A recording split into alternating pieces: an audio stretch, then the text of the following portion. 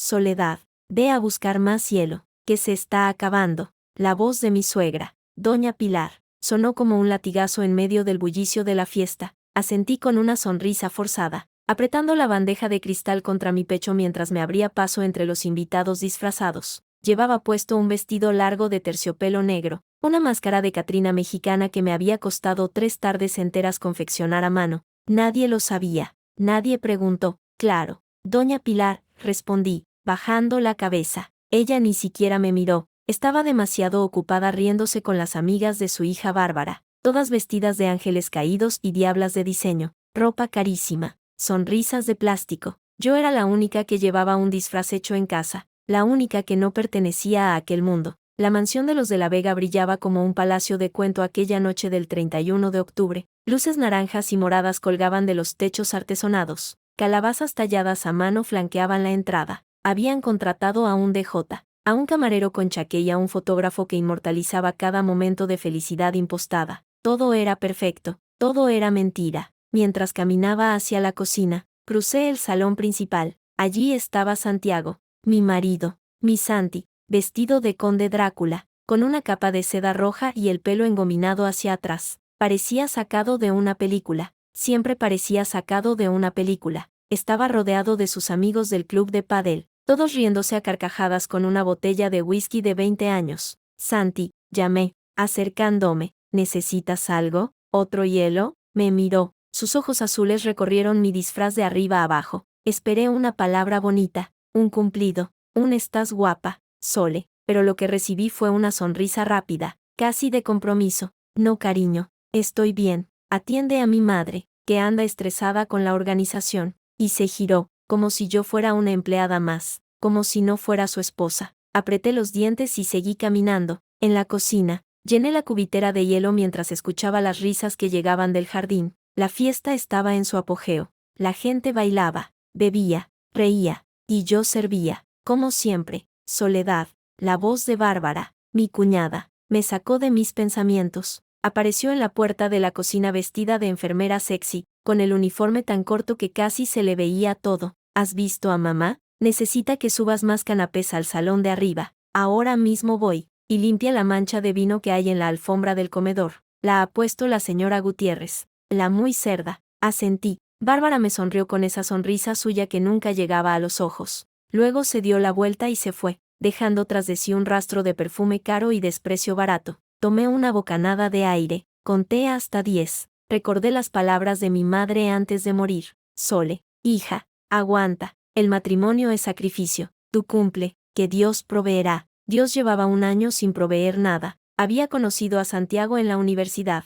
Yo estudiaba trabajo social con una beca. Él, administración de empresas con el dinero de su padre. Nos enamoramos rápido. O eso creí. Él decía que yo era diferente, que no iba detrás de su dinero, que tenía luz propia. Me llevó a conocer a sus padres. Doña Pilar me midió con la mirada como quien examina una pieza de mobiliario de segunda mano. Don Javier apenas me dirigió la palabra en toda la cena, pero Santi insistió, me pidió matrimonio al año siguiente. Su madre lloró, literalmente lloró, cuando se lo contamos. Pero hijo, ¿estás seguro? Ella no es de nuestro círculo. Y él respondió, mamá, la quiero. Y yo, ingenua, creí que el amor podía con todo. Me casé de blanco en una iglesia del centro. La boda fue espectacular. 500 invitados, flores blancas importadas de Holanda, menú de 3 estrellas Michelin, y yo, sentada en la mesa de los niños, porque los adultos necesitan espacio para hablar de negocios. Esa fue la primera vez que supe que algo no iba bien.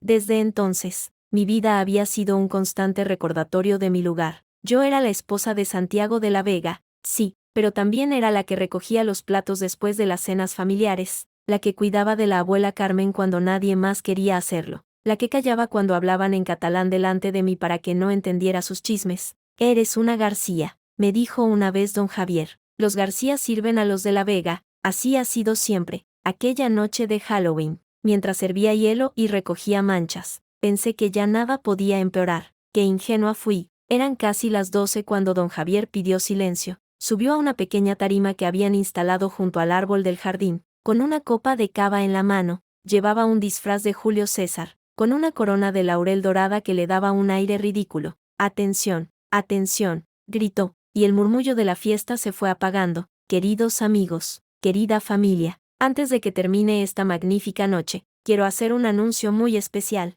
Doña Pilar se colocó a su lado, radiante, vestida de Cleopatra. Bárbara y Santi se acercaron también, la familia al completo. Yo me quedé al fondo, detrás de un grupo de invitados, con una bandeja vacía en las manos. Como sabéis, en esta familia siempre hemos valorado las tradiciones, continuó don Javier, y este año, hemos decidido recuperar una muy especial, una tradición que iniciamos hace años, cuando los niños eran pequeños, y que por diversas circunstancias tuvimos que abandonar. Los invitados cuchicheaban emocionados. Alguien gritó, dinos ya, Javier, no nos tengas en suspense. Mi suegro sonrió, amplio, triunfal, levantó la copa. Este año, por Navidad, toda la familia de la Vega pasará la Nochebuena en Hawái. La sala estalló, gritos de alegría, aplausos, vítores. La gente se abrazaba, reía, brindaba. Bárbara saltaba como una niña pequeña. Doña Pilar besaba a su marido en la mejilla. Santi reía, emocionado, abrazando a sus amigos. Yo sentí que el corazón me daba un vuelco. Hawái, Nochebuena, toda la familia. Mi mente empezó a funcionar a 1000 por hora. Billetes de avión, hoteles, maletas, regalos. ¿Cuánto costaría? ¿Tendríamos que pagar algo? ¿Nos invitarían ellos? ¿O tendríamos que costearlo nosotros? Santi y yo no estábamos precisamente sobrados de dinero. Él trabajaba en la empresa de su padre, pero cobraba un sueldo más bien simbólico. Es que estás aprendiendo, hijo, decía don Javier, y yo trabajaba media jornada en una ONG, pero mi sueldo se iba casi entero en ayudar a mi tía enferma, pero daba igual, estaríamos juntos, en familia, en Hawái, por primera vez desde la boda, sentiría que formaba parte de algo. Sonreí, dejé la bandeja en una mesa y empecé a abrirme paso entre la multitud para llegar hasta Santi. Necesitaba abrazarlo, compartir la emoción, necesitaba sentir que aquello también era mío. Santi, lo llamé, tocándole el hombro. Se giró, seguía riendo, con los ojos brillantes por la emoción y el alcohol. ¿Qué pasa, Sole? ¿Qué es increíble? Hawái, ¿te lo puedes creer? Dije, casi sin aliento. Tenemos que empezar a mirar vuelos, hoteles. ¿Cuándo pensáis iros? ¿El 23? ¿El 24? La sonrisa de Santi se fue apagando, poco a poco, como una vela a la que le falta oxígeno. Sus ojos dejaron de brillar. Miró hacia atrás, hacia sus padres, que seguían celebrando. Luego me miró a mí, y en ese momento supe que algo iba mal. Sole, empezó, y su voz tembló. Ven, vamos a la cocina un momento. Le seguí, mis piernas pesaban como plomo. En la cocina, vacía y silenciosa, el contraste con el bullicio de la fiesta era brutal. Santi cerró la puerta, se apoyó en la encimera, sin mirarme. Mira, cariño, esto es un poco delicado. ¿Delicado? Repetí, sintiendo un nudo en la garganta. ¿Qué pasa, Santi? Mis padres han dicho que el viaje es solo para la familia directa. Ya sabes, ellos, Bárbara, yo, parpadeé, intenté procesar sus palabras. ¿Solo vosotros 4? Bueno, y el novio de Bárbara, claro, pero él ya es casi de la familia. ¿Y yo? Pregunté, y mi voz sonó extraña, como si no fuera mía. Yo soy tu mujer, soy familia. Santi suspiró, se pasó una mano por el pelo, nervioso. Sole, no me hagas esto más difícil, ya sabes cómo son mis padres. Creen que el viaje es para fortalecer los lazos sanguíneos. Y tú, bueno, tú no llevas nuestro apellido de sangre. Sentí que el suelo se movía bajo mis pies. Me agarré a la encimera para no caerme. ¿Qué estás diciendo? Susurré. Llevo 1 año casada contigo. He cuidado de tu abuela. He organizado tus cenas. He soportado a tu madre. ¿Y ahora me dices que no soy familia? No es culpa mía.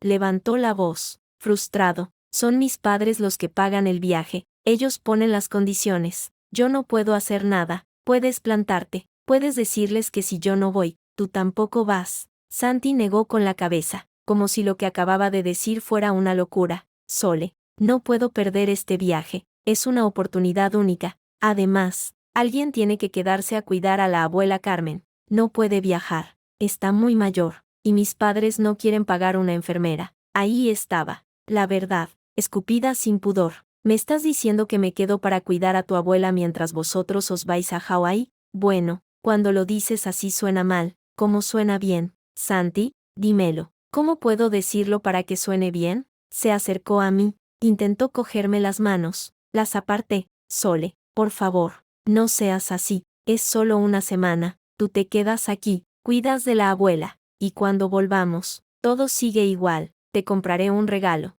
lo que quieras. No quiero un puto regalo, sí sé, quiero que me trates como a tu esposa, quiero que me incluyas, quiero dejar de ser la criada de tu familia, no seas dramática. Su tono se endureció, siempre igual, siempre victimizándote. Mis padres te han dado un techo, una familia, una vida que nunca hubieras tenido, ¿y así nos lo pagas? Abrí la boca, la cerré, las palabras no salían, sentía una mezcla de rabia, dolor y humillación que me quemaba por dentro. Una vida que nunca hubiera tenido, repetí, incrédula. ¿De qué hablas? Yo trabajaba antes de conocerte, tenía mis sueños, mis proyectos, me casé contigo porque te quería, no porque necesitara que me dieras nada, pues vaya manera de demostrarlo, bufó, quejándote por todo, criticando a mi familia, haciendo que me sienta mal por querer pasar unas vacaciones con los míos. Yo soy tu familia, grité, y mi voz resonó en la cocina vacía. Santi me miró, y en sus ojos no vi amor,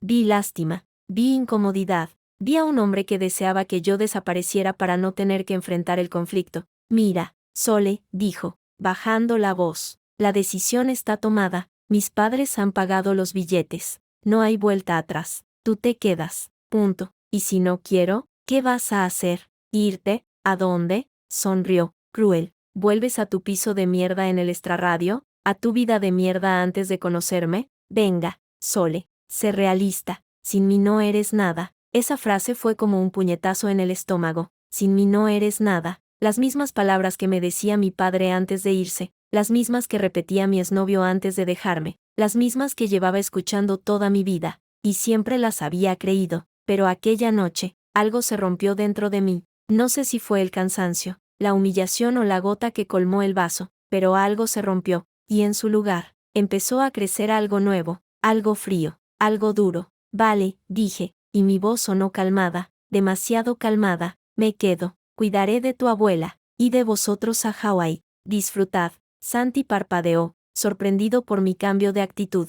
¿En serio? ¿No vas a montar más pollo? No, ya está todo dicho, sonrió, aliviado, se acercó y me besó en la frente, sabía que lo entenderías. Eres una buena mujer, Sole, te quiero. Y se fue, volvió a la fiesta, a sus amigos, a su vida. Yo me quedé en la cocina, sola, mirando las paredes blancas. La música sonaba al fondo, la gente reía, y yo sentía que me ahogaba. Pasé el resto de la noche como un autómata, serví copas, recogí platos, sonreí cuando había que sonreír. Nadie notó mi ausencia, nadie preguntó si estaba bien, era invisible, siempre lo había sido. Cuando la fiesta terminó, cerca de las 5 de la mañana, ayudé a los camareros a limpiar el desastre. Santi se había ido a dormir hacía horas, borracho, como siempre. Doña Pilar me dio instrucciones antes de subir. Recoge bien, Soledad. Mañana vienen los de la limpieza, pero no quiero que vean la casa hecha un asco.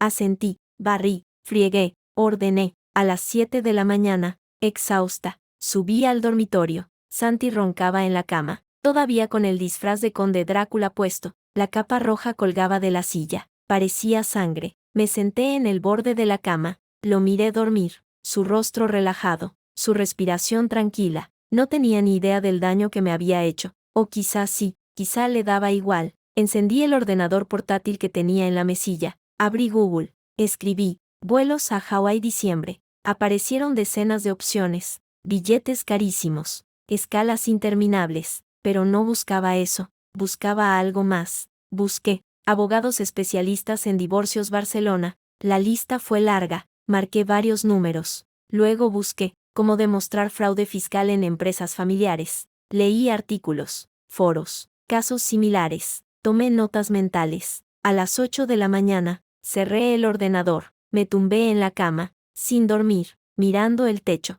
Algo había cambiado en mí, algo irreversible. Al día siguiente, cuando todos dormían la resaca del Halloween, yo me levanté temprano, me vestí con ropa discreta, bajé a la cocina, preparé café, y esperé. A las 9, oí el timbre, era el cartero, traía una carta certificada para don Javier. La cogí, la abrí, era del banco, un aviso de embargo, sonreí, Los de la Vega no eran tan ricos como aparentaban. Tenían deudas, muchas deudas. Y yo acababa de encontrar la llave para abrir la caja de Pandora. Subí al despacho de don Javier. La puerta estaba cerrada con llave, pero yo sabía dónde guardaba el duplicado, en el florero del recibidor, debajo de los geranios falsos. Lo había visto cientos de veces. Entré, el despacho olía a cuero viejo y a tabaco. Revolví papeles, carpetas, archivadores. Encontré un dossier grueso, con el membrete de la bodega. Lo abrí. Lo que vi me heló la sangre. La bodega de la Vega, el orgullo de la familia, el imperio que don Javier presumía en cada comida,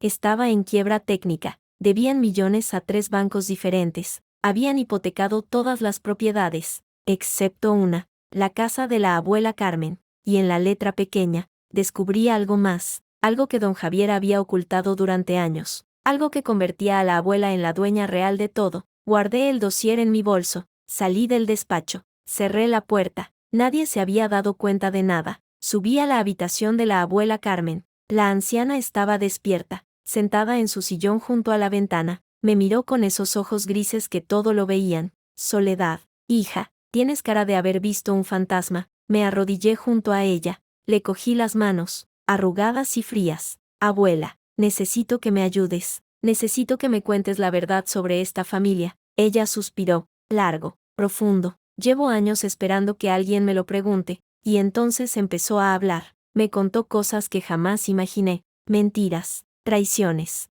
robos, secretos que don Javier había enterrado bajo toneladas de dinero sucio. Cuando terminó, yo ya no era la misma. Besé a la abuela en la frente. Gracias, abuela, ahora sé lo que tengo que hacer. Salí de su habitación con el dossier bajo el brazo y una sonrisa en los labios. Ellos se iban a Hawái, iban a vivir su sueño. Pero cuando volvieran, se encontrarían con su peor pesadilla, yo, Soledad García, la mujer que habían dado por muerta, y que acababa de resucitar para cobrarse todo. A la mañana siguiente, el sol entraba a raudales por las ventanas del salón cuando la familia se reunió para el desayuno. Yo estaba de pie junto a la cafetera, sirviendo tazas, como cada día. Doña Pilar hojeaba una revista de decoración sin mirarme. Don Javier leía el periódico económico con el ceño fruncido. Bárbara tecleaba en su móvil sin levantar la cabeza. Santi entró el último, bostezando, con el pelo revuelto y una resaca evidente. Buenos días, murmuró,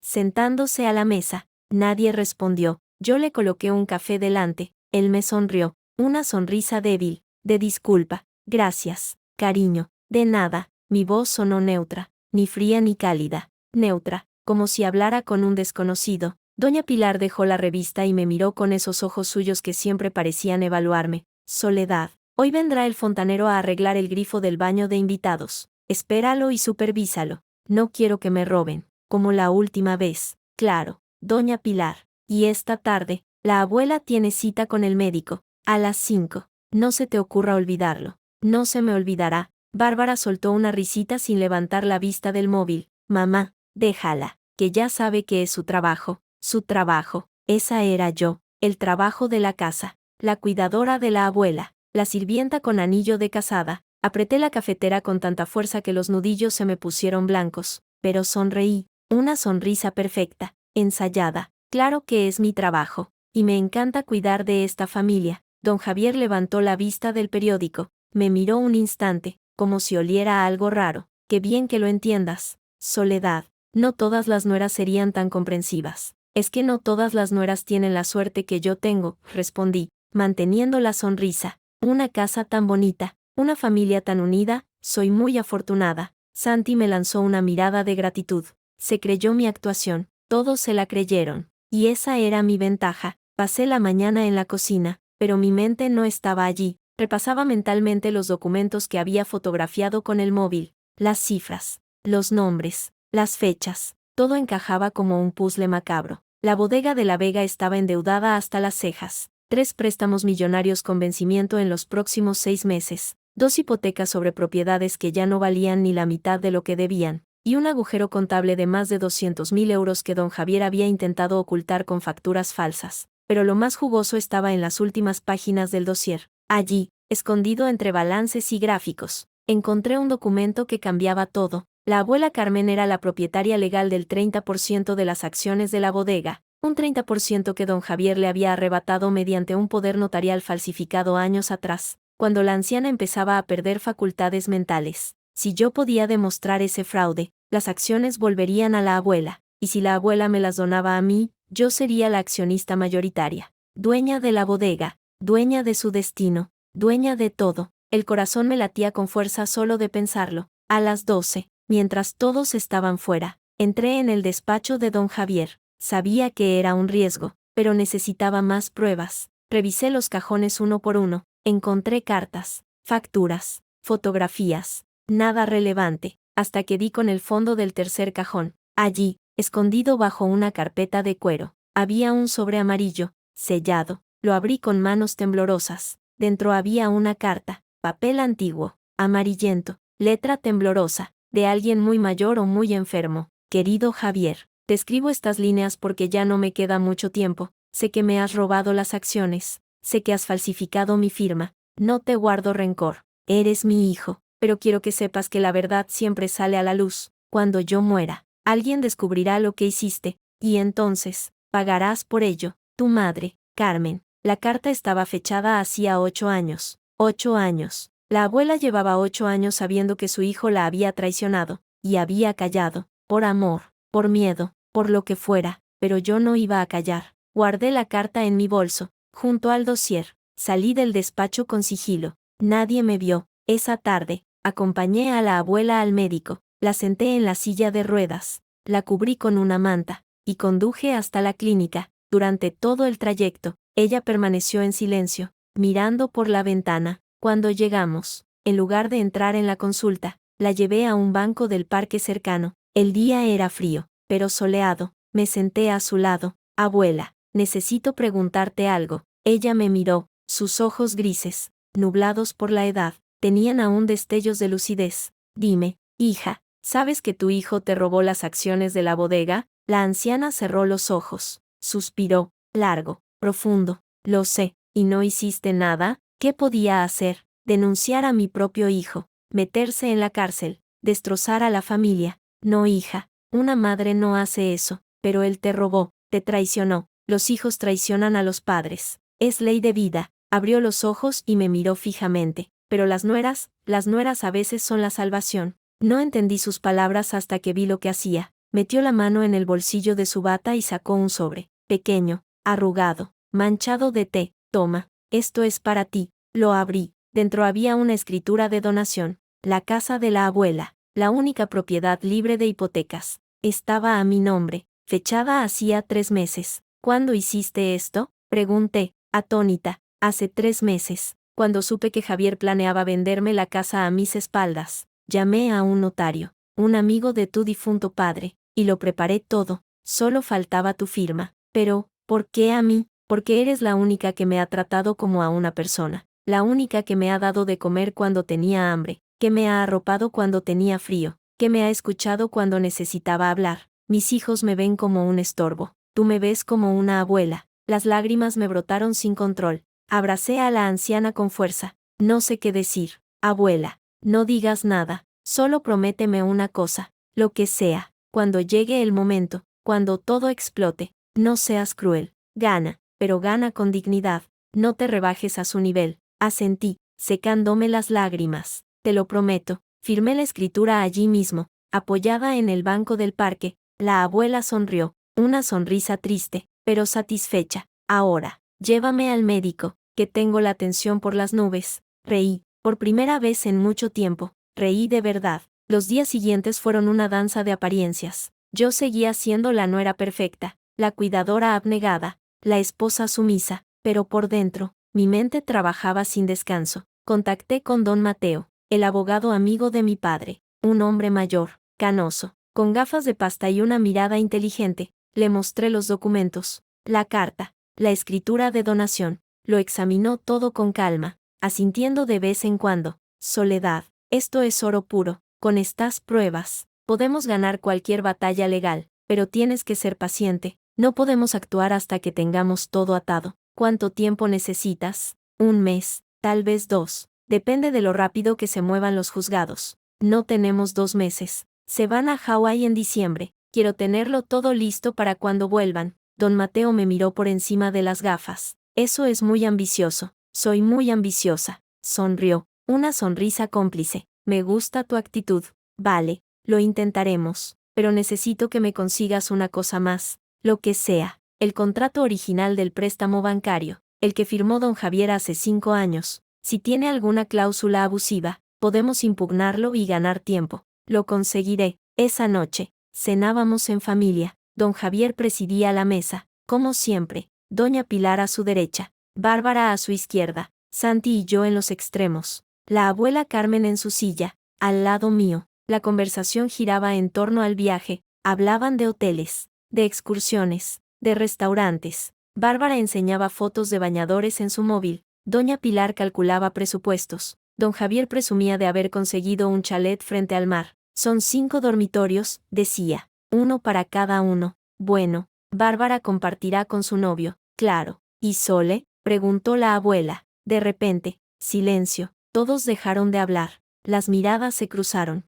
incómodas. Santi carraspeó. Abuela, Sole se queda aquí, para cuidarte. Yo no necesito cuidados, respondió la anciana. Firme, puedo valerme sola. Abuela, no empieces, intervino doña Pilar, con tono de fastidio. Ya lo hemos hablado. Soledad se queda. Punto. ¿Y por qué no se queda Bárbara? Preguntó la abuela. Ella también es familia, también puede cuidarme. Bárbara soltó una risa nerviosa. Abuela, yo tengo trabajo. No puedo dejar todo por cuidarte. Soledad también trabaja. Soledad trabaja en una ONG de mierda, escupió Bárbara. Eso no es trabajo, es voluntariado. Sentí el golpe, pero no reaccioné. Mantuve la mirada baja, el gesto sereno. Bárbara, no seas grosera, dijo Santi, sin mucha convicción. Es la verdad. Ella no aporta nada a esta familia. Lo mínimo que puede hacer es cuidar de la abuela mientras nosotros disfrutamos de unas merecidas vacaciones. Don Javier asintió, como si aquello fuera razonable.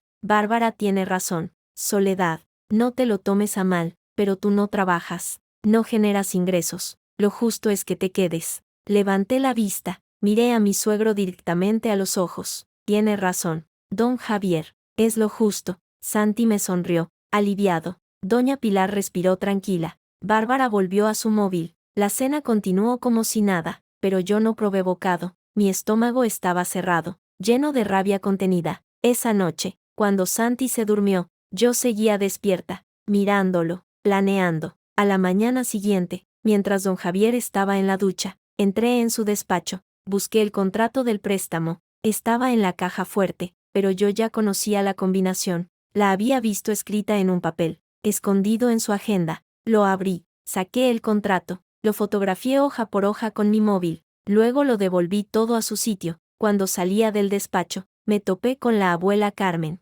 Estaba en el pasillo, en su silla de ruedas, mirándome. ¿Lo has encontrado?, preguntó. Sí, bien, ahora solo falta esperar. No, abuela, ahora solo falta atacar. Ella sonrió, una sonrisa cómplice, casi malvada. Esa es mi niña. Pasaron las semanas. Noviembre llegó con frío y lluvias. La familia ultimaba los preparativos del viaje. Yo seguía con mi rutina, cuidar de la abuela, atender la casa, sonreír cuando tocaba, pero también seguía con mi plan. Don Mateo me llamó una tarde, cuando Santi estaba en el gimnasio. Soledad, he revisado el contrato. Tienes razón, hay cláusulas abusivas. Podemos impugnarlo, pero necesito que me traigas algo más. ¿El qué? El testamento original de la abuela, el anterior a la donación. Si don Javier manipuló ese testamento para quedarse con las acciones, tenemos un delito penal. Lo conseguiré. Colgué. Sabía dónde estaba ese testamento, en el despacho de don Javier, en un sobre lacrado, dentro de la caja fuerte, pero necesitaba un momento de soledad, un momento en el que toda la familia estuviera fuera. Ese momento llegó el sábado siguiente. Don Javier y doña Pilar fueron a una boda. Bárbara se fue de compras con su novio. Santi quedó con sus amigos para ver el partido. Me quedé sola en casa. Bueno, sola con la abuela. Esperé a que anocheciera. Luego bajé al despacho. Abrí la caja fuerte. Allí estaba el sobre lacrado. Lo cogí, lo abrí. Dentro había 2 documentos. El primero era el testamento original, donde la abuela legaba todas sus propiedades a sus 3 hijos por igual. El segundo era una modificación posterior, donde don Javier aparecía como único heredero. La firma de la abuela estaba falsificada. Se notaba a simple vista. Sonreí. Aquello era la prueba definitiva. Guardé ambos documentos en mi bolso, cerré la caja fuerte, salí del despacho. En el pasillo, me encontré con la abuela. Estaba despierta, sentada en su silla, mirando hacia la puerta del despacho.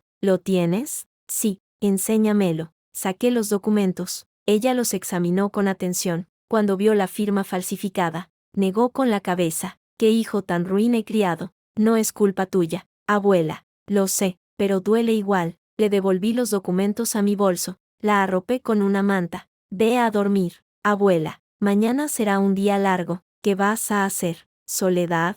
«Lo que tenga que hacer». Ella me cogió la mano. Su piel era fría, arrugada, pero su agarre era firme. «Ten cuidado. Javier es peligroso cuando se siente acorralado». «Lo sé, por eso voy a asegurarme de que no pueda escaparse». Subí a mi habitación. Santi aún no había vuelto. Me senté frente al ordenador y empecé a redactar un correo. «Estimado notario, adjunto documentación que acredita la donación en vida de la vivienda situada en». Escribí durante horas. Cuando terminé, eran las 2 de la madrugada. Guardé el borrador. Cerré el ordenador. Santi llegó pasadas las 3. Borracho, tambaleándose. Se dejó caer en la cama sin desvestirse. «Sole», murmuró. «Sole, te quiero». No respondí. «Sole, ¿estás enfadada?» «No». «Santi, duerme. Es que, lo del viaje, no es culpa mía». «Ya lo sé. Duerme». Se giró y empezó a roncar en segundos. Yo me quedé despierta, mirando el techo, sintiendo como la rabia y la determinación crecían dentro de mí como una planta venenosa.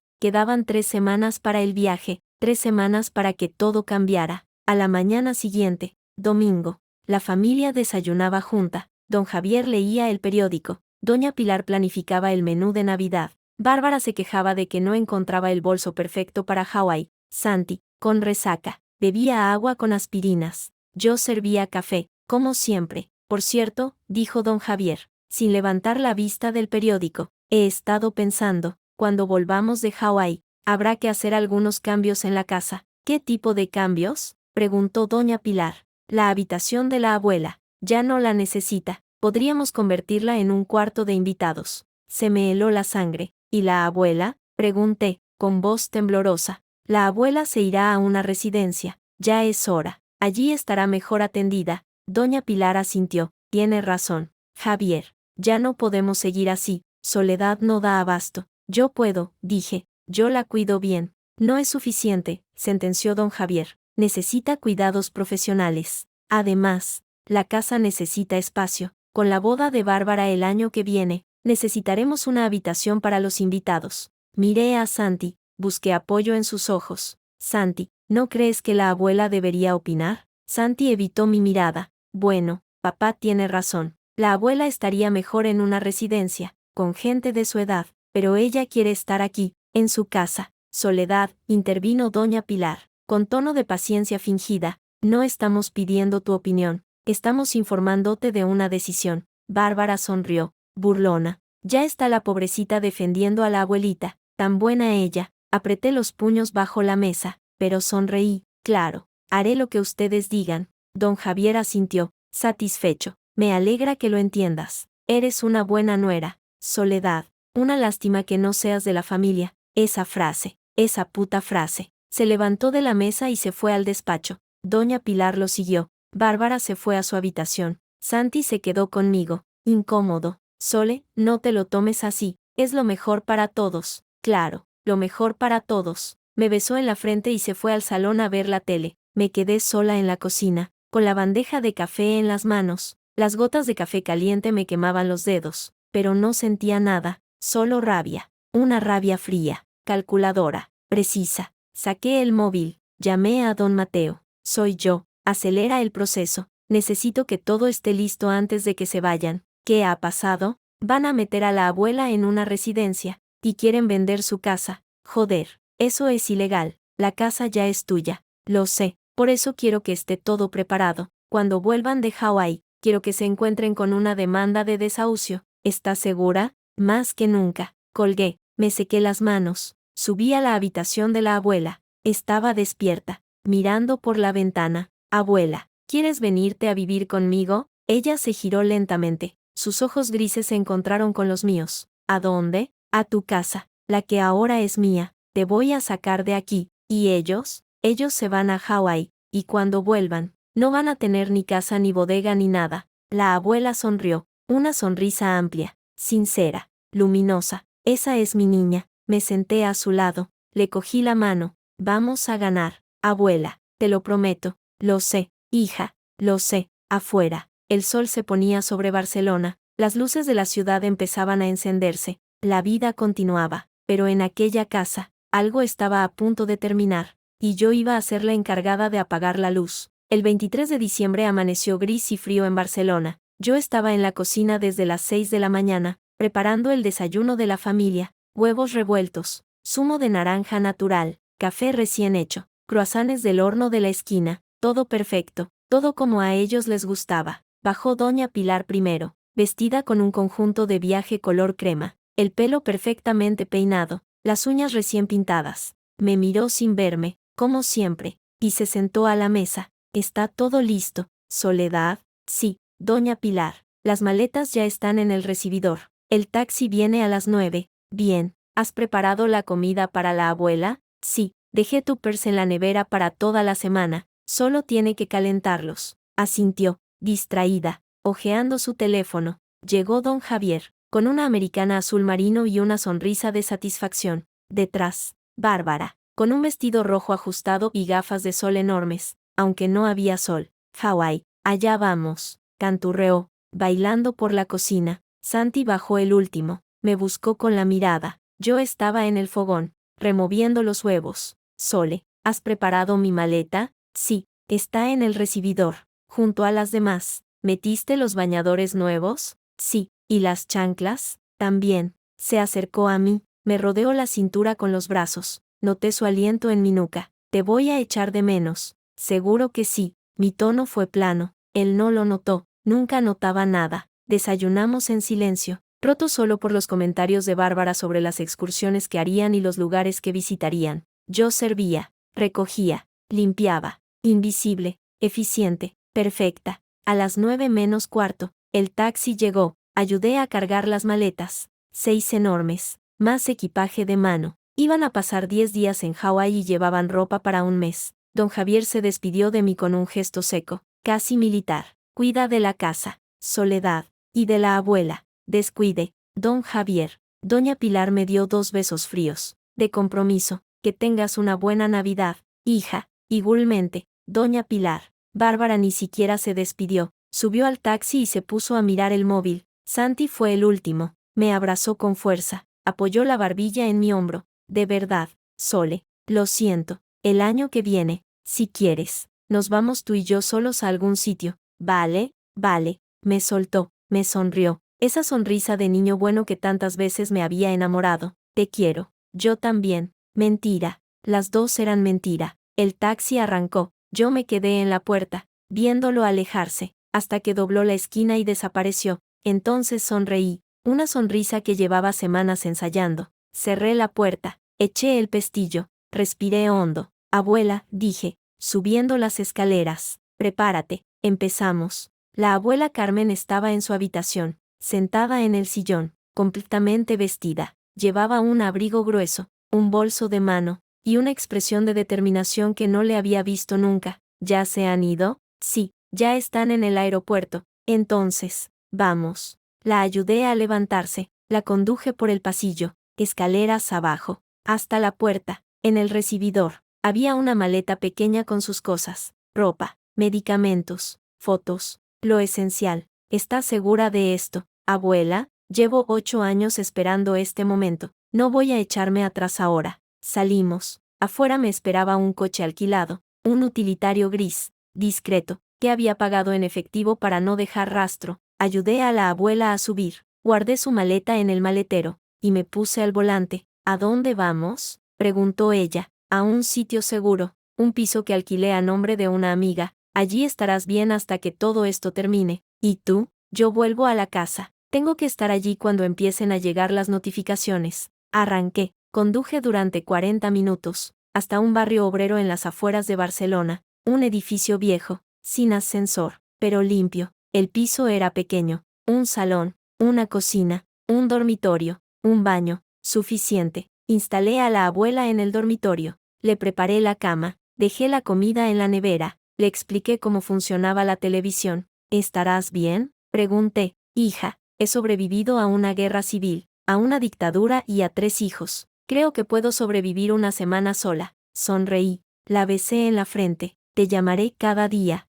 No hace falta. Haz lo que tengas que hacer. Salí del piso con el corazón latiéndome con fuerza. Conducía de vuelta a la mansión cuando sonó el móvil. Era Santi. Sole, ya estamos en el aeropuerto. En 1 hora embarcamos. ¡Qué bien! Disfrutad. Oye, ¿estás segura de que no quieres venir? ¿Aún podríamos? No, Santi, ya lo hablamos. Cuida de tu familia. Hubo un silencio. Luego, su voz, más seria. Sole, ¿estás enfadada? No. ¿Por qué iba a estarlo? No sé, te noto rara. Son los nervios de la Navidad. No te preocupes. Disfruta del viaje. Vale, te quiero. Yo también. Colgué. Aparqué el coche en la puerta de la mansión. Entré. La casa estaba en silencio, vacía. Por primera vez en 1 año, estaba sola. Y empecé a trabajar. Lo primero fue cambiar las cerraduras. Había llamado a un cerrajero días antes, pagándole por adelantado para que viniera esa misma mañana. Llegó a las 10, en media hora. Todas las puertas tenían llaves nuevas. Nadie puede entrar sin tu permiso, dijo el cerrajero, entregándome los juegos de llaves. Perfecto, pagué en efectivo. Se fue. Lo segundo fue el despacho de don Javier. Entré, abrí la caja fuerte con la combinación que ya conocía, y saqué todo su contenido: documentos, dinero en efectivo, joyas, la carta de la amante. Lo metí todo en una bolsa de lona. Luego llamé a don Mateo. Soy yo, la casa ya está asegurada, tengo los documentos. ¿Cómo vamos con lo otro? El juzgado ha admitido la demanda. Mañana mismo notificarán a don Javier la paralización cautelar de la venta de la bodega. ¿Y lo de las acciones? Eso lleva más tiempo, pero con la carta de la abuela y el testamento falsificado, tenemos suficientes pruebas para abrir una causa penal. ¿Cuánto tiempo? Depende. Si todo va bien, en 1 mes podríamos tener una orden de arresto. 1 mes. Perfecto. Colgué. Subí al dormitorio principal, el que compartía con Santi. Empecé a meter su ropa en bolsas de basura, trajes, camisas, zapatos, todo lo que era suyo. Lo llevé al garaje, lo apilé junto a la puerta. Luego fui a la habitación de Bárbara, hice lo mismo, y a la de don Javier y doña Pilar. Bolsas y más bolsas, ropa, objetos personales, recuerdos. A las 6 de la tarde, la mansión estaba prácticamente vacía. Solo quedaban los muebles y mis cosas. Sonó el móvil. Era Santi. De nuevo. Sole, ya llegamos. El hotel es una pasada, tienes que verlo. Me alegro. Oye, ¿has hablado con la abuela? ¿Está bien? Está bien, tranquilo. Genial. Bueno, te dejo, que nos vamos a cenar. Te llamo mañana. Adiós. Santi. Colgué. Me senté en el salón vacío, mirando las paredes desnudas donde antes colgaban cuadros de antepasados de la Vega. Ahora solo quedaban los clavos. Saqué el móvil, abrí la aplicación del banco. Había transferido todo el dinero de la cuenta conjunta con Santi a una cuenta nueva, solo a mi nombre. No era mucho, unos 15.000 euros, suficiente para empezar. Luego abrí el correo electrónico. Don Mateo me había enviado los documentos listos para imprimir: la demanda de desahucio, la solicitud de divorcio, la denuncia por falsificación documental. Todo listo, todo preparado. Al día siguiente, 24 de diciembre, Nochebuena, amaneció soleado. Yo estaba en la cocina de la mansión, preparándome un café, cuando sonó el timbre. Era el notario, un hombre mayor, calvo, con gafas de media luna. Venía a formalizar la donación de la casa de la abuela, que ya estaba firmada pero necesitaba ser inscrita en el registro. Señora García, ¿está segura de esto?, preguntó, mientras revisaba los papeles. Completamente. Esta casa vale más de medio millón de euros. Es una donación muy considerable. Lo sé. ¿Y su marido? ¿Está al corriente? Mi marido está de viaje, pero la donante es la abuela Carmen, y ella está en pleno uso de sus facultades. El notario que firmó el primer documento lo certificó. El notario asintió, un poco incómodo, pero profesional. Muy bien, procedamos. Firmamos los papeles. Me entregó una copia, la otra iría al registro de la propiedad. En unos días, la casa será oficialmente suya. Gracias. Lo acompañé a la puerta. Cuando se fue, me quedé en el umbral, mirando la calle vacía. Era Nochebuena, La gente se preparaba para cenar con sus familias. Yo estaba sola en una mansión vacía, a punto de dinamitar la vida de mi marido, y no sentía nada, ni culpa, ni miedo, ni tristeza, solo una calma fría, absoluta. A las 8 de la noche, sonó el móvil. Videollamada de Santi. Sole, mira, la cámara mostraba una playa paradisíaca, el sol poniéndose sobre el Pacífico. Es precioso, de verdad. Una pena que no estés aquí. Sí, una pena. ¿Qué haces? ¿Cenas con la abuela? La abuela ya cenó. Yo estoy viendo la tele, pobre, sola en Nochebuena. El año que viene, te lo juro, te traigo. Claro, Santi, el año que viene. Bueno, te dejo, que vamos a cenar. Langosta, marisco, de todo. Te mando fotos. Adiós, Santi. Colgué, apagué el móvil. Me quedé sentada en el salón vacío, en la oscuridad, escuchando el silencio. A las 12, brindé sola con una copa de agua, por mí, por la nueva vida. Al día siguiente, Navidad, recibí la primera llamada de don Javier. Su voz sonaba furiosa. Soledad, ¿qué coño está pasando? Acabo de recibir una notificación del juzgado. Han paralizado la venta de la bodega. Ah, sí, respondí, con voz tranquila. Qué raro. No te hagas la tonta. Sé que tienes algo que ver. No sé de qué me habla. Don Javier, yo solo soy la nuera que se quedó cuidando a la abuela. ¿Recuerda? Escúchame, pedazo de... Con permiso, don Javier, tengo que ir a darle la medicina a la abuela. Colgué, sonreí. La segunda llamada llegó 2 horas después. Era Santi. Sole, ¿qué le has hecho a mi padre? Está fuera de sí. Nada, solo recibió una notificación del juzgado, algo relacionado con la bodega. ¿Y tú qué sabes de eso? Nada, yo solo soy tu mujer. ¿Recuerdas? La que se quedó en casa. Sole, no me mientas. No te miento, Santi. Solo te digo que las cosas no son siempre lo que parecen. Hubo un silencio largo. ¿Qué has hecho? Preguntó, y su voz temblaba. Nada que no merecierais. Colgué, apagué el móvil. Al día siguiente, 26 de diciembre, recibí una visita inesperada. Estaba en el salón, leyendo, cuando oí golpes en la puerta. Abrí. Era Martín, el hermano pequeño de Santi. Martín era el raro de la familia, el que se había ido a estudiar a Londres, el que no soportaba la hipocresía de sus padres, el que apenas venía a las comidas familiares. Llevaba una mochila, vaqueros rotos, y una expresión de preocupación. Sole, tenemos que hablar. Pasa. Entró, miró a su alrededor, vio las paredes vacías, las bolsas de basura en el garaje. ¿Qué has hecho? Lo que tenía que hacer. He hablado con mi padre. Está histérico. Dice que has robado documentos, que has paralizado la bodega, que has vaciado la casa. Tu padre tiene razón en parte. Martín se sentó en el sofá, se pasó las manos por la cara. Joder, Sole, ¿sabes lo que estás haciendo? Esto es una guerra. Tu familia empezó la guerra el día que me casé con Santi. Yo solo estoy terminándola. ¿Y la abuela? ¿Dónde está? A salvo. Lejos de vuestra familia. Martín me miró fijamente. Sus ojos eran iguales que los de Santi, pero había algo diferente en ellos, algo más humano. ¿Sabes una cosa, Sole? Dijo, en voz baja. Siempre supe que esto pasaría. Siempre supe que mi familia acabaría autodestruyéndose. Solo esperaba que no fuera tan pronto. ¿Y tú? ¿De qué lado estás? Se levantó, caminó hacia la ventana, miró la calle vacía. Del lado de la verdad, del lado de la abuela, del tuyo, si quieres. ¿Por qué? Se giró, me miró con una mezcla de tristeza y rabia, porque mi padre también me robó a mí, mi parte de la herencia, mis oportunidades, todo. Se lo quedó todo para mantener su fachada de hombre rico. Yo he tenido que pagarme mis estudios trabajando en bares mientras él se gastaba el dinero en putas y coches de lujo. ¿Y por qué no hiciste nada? Porque no tenía pruebas. Porque era su palabra contra la mía. Porque mi madre siempre me decía que no manchara el nombre de la familia. Se acercó a mí, pero tú tienes las pruebas, tú tienes los documentos, tú puedes hacer lo que yo nunca pude. ¿Y qué quieres que haga? Que les hundas, que les quites todo, que les demuestres que no pueden tratar a la gente como basura sin pagar las consecuencias. Lo miré largamente, busqué el engaño en sus ojos, la mentira. No encontré nada. ¿Estás seguro? Nunca estuve más seguro de nada. Le tendí la mano,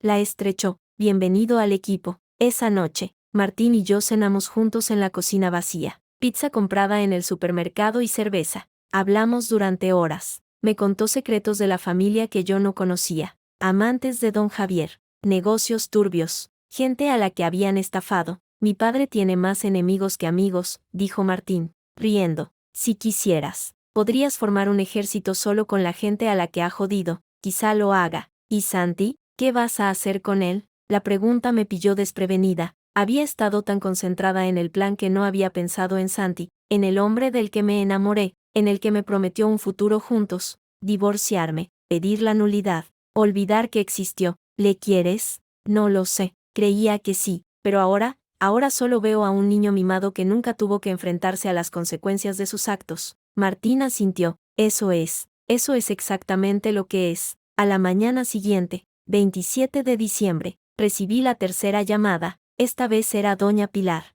Lloraba. Soledad, por favor, ¿qué está pasando? Javier no me cuenta nada, pero sé que algo grave ocurre. Doña Pilar, no sé de qué me habla. No me mientas. He visto los papeles. He visto la notificación del juzgado. Entonces ya sabe lo que está pasando. Pero, ¿por qué? ¿Qué te hemos hecho? Sonreí. Una sonrisa amarga. ¿Qué me han hecho? Me han tratado como a una criada durante un año. Me han excluido de las comidas familiares. Me han hablado en catalán para que no entendiera. Me han dejado sola en Nochebuena para irse de vacaciones. Me han dicho que no soy familia. ¿Quiere que siga? Doña Pilar sollozaba al otro lado de la línea. Pero, nosotros te queremos. No, doña Pilar. Ustedes no me quieren. Me utilizan. Y eso se ha acabado. ¿Qué vas a hacer? Lo que tenga que hacer para proteger a la abuela y para que se haga justicia. La abuela es asunto nuestro. Es nuestra madre. No, la abuela es una persona, no una propiedad.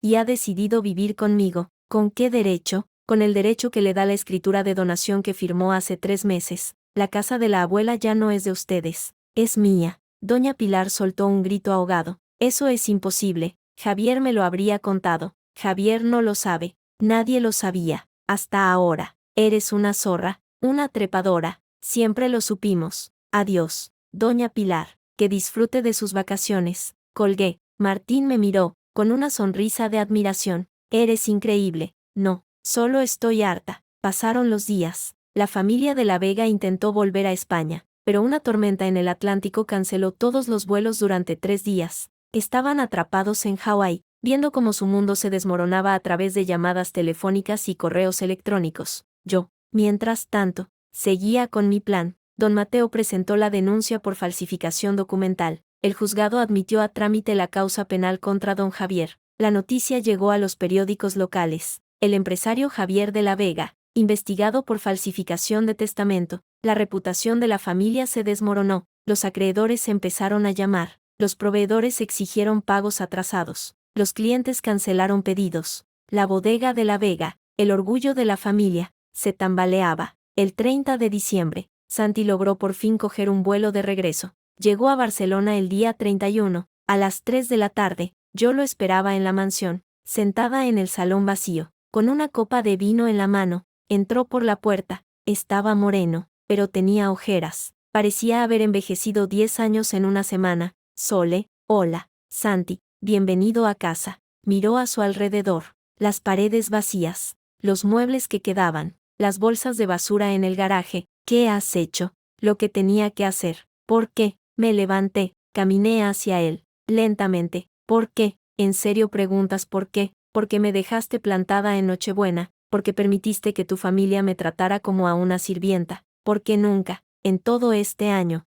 me defendiste. ¿Yo te quería? No, tú querías una criada con la que acostarte, no una esposa. Santi se derrumbó, se dejó caer de rodillas en el suelo, llorando. Sole, por favor, perdóname, haré lo que sea. Ya es tarde, Santi, he presentado la demanda de divorcio, y he denunciado a tu padre por falsificación. No, no puedes hacer eso, es mi padre. Exacto, es tu padre, y tú eres igual que él. Salió de la casa corriendo, entre sollozos. Yo me quedé sola, en el salón vacío. Era Nochevieja, afuera. La gente celebraba el fin de año, cohetes, música, risas. Yo brindé sola, con mi copa de vino, por el año nuevo, por la nueva vida, y supe, con absoluta certeza, que nada volvería a ser igual. La mañana del 1 de enero amaneció fría y silenciosa en la mansión. Yo estaba en la cocina, desayunando sola, cuando oí el timbre. Abrí la puerta y me encontré a Santi,